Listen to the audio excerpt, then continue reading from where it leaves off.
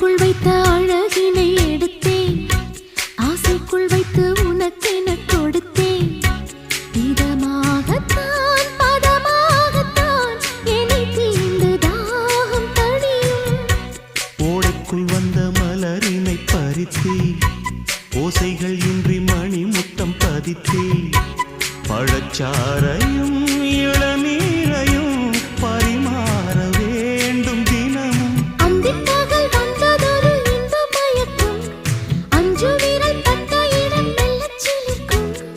எங்கெங்கே தொட்டாலும் அம்மம்மா உற்சாகம் அங்கங்கே உண்டாகும். வா கன்னத்தில் கன்னம் வைக்க ஒத்துக்கு ஒத்துக்கு